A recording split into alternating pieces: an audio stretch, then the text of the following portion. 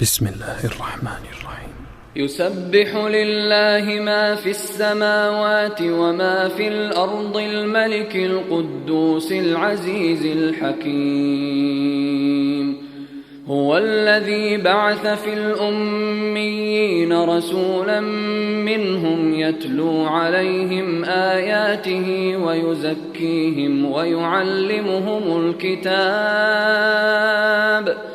ويعلمهم الكتاب والحكمة وإن كانوا من قبل لفي ضلال مبين. وآخرين منهم لما يلحقوا بهم وهو العزيز الحكيم. ذلك فضل الله يؤتيه من يشاء والله ذو الفضل العظيم.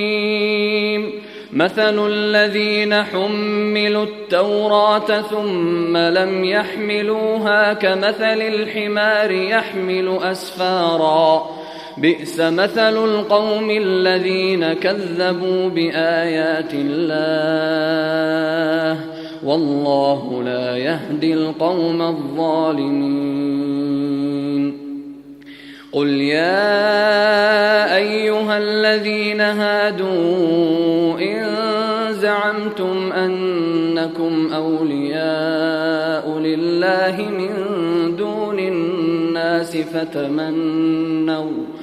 فتمنوا الموت إن كنتم صادقين ولا يتمنونه أبدا بما قدمت أيديهم والله عليم بالظالمين. قل إن الموت الذي تفرون منه فإنه ملاقيكم ثم تردون إلى عالم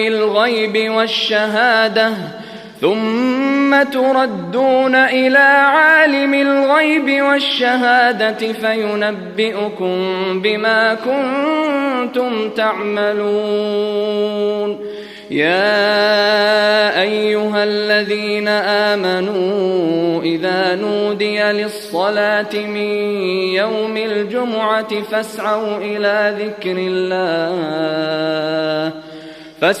إلى ذكر الله وذروا البيع ذلكم خير لكم إن كنتم تعلمون.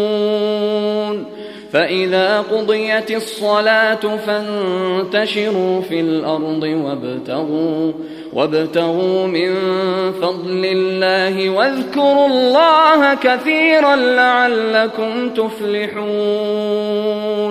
وإذا رأوا تجارة أو لهوا انفضوا إليها وتركوك قائما قل ما عند الله خير من اللهو ومن التجارة والله خير الرازقين.